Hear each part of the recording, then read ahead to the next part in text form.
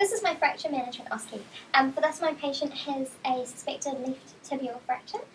So first I want to explain the procedure to the patient, as well as gaining consent to treat them.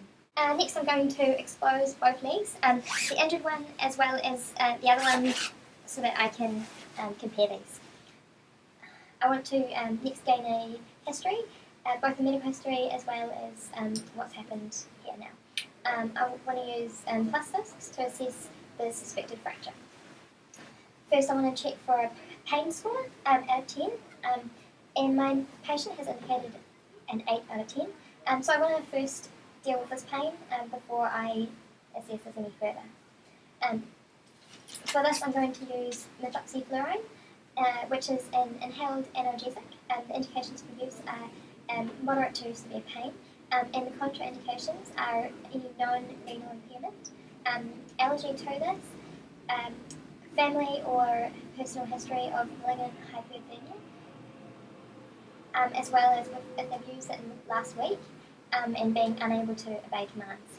The appropriate dose for this is 3 mils at any one time, and with a maximum of 6 mils. Alongside this, I'm also going to give my patient paracetamol. As my patient is under 80 kilograms, I'm going to give 1 milligram. Indications for use of paracetamol is mild to moderate pain. Contraindications are if my patient has had paracetamol or any products containing paracetamol in the last 4 to 6 hours, as well as carrying paracetamol poisoning. Before I give these to my patient, I'm going to get my partner to first drug check these. Can you please do that for me, Grace? So paracetamol 500 milligrams per tablet, expiry date the 3rd, 2020. Methoxyfluoride 3 mils, the expiry date is September 2018. Great. Okay. So I'll give these to my patient, and then I'll continue to assess their leg.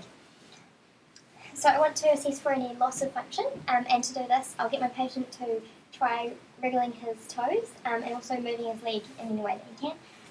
While I'm getting my patient to do this, I'm going to also visually assess for any unnatural movement, any swelling or deformity, and I'm also looking for any shortening, and then I'm going to ask my patient for permission to touch his leg, as I'm going to need to move this around to assess for any crepitus, which is the sound of bones hitting against each other.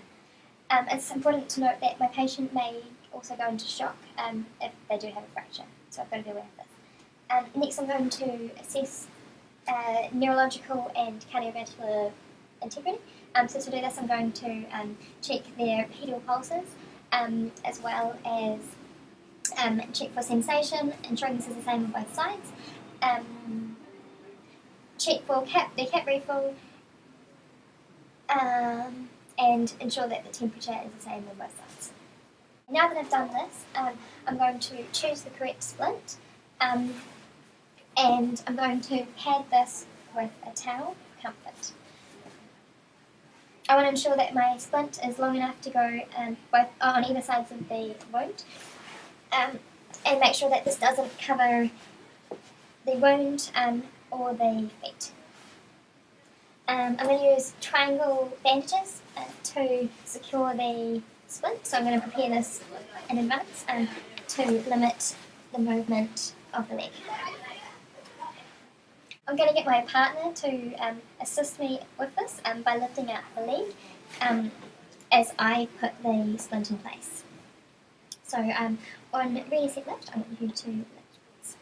Okay, ready, set, lift.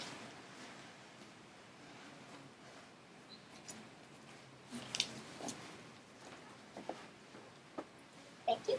And then I'm going to secure this in place with my triangle bandages, ensuring this is nice and tight to immobilise and secure the leg. I'm tying on either side of the wound, ensuring I don't cover the wound, and secure it well. Okay, after doing this, I'm going to reassess cardiovascular and neurological integrity, and reassess my patient's pain score.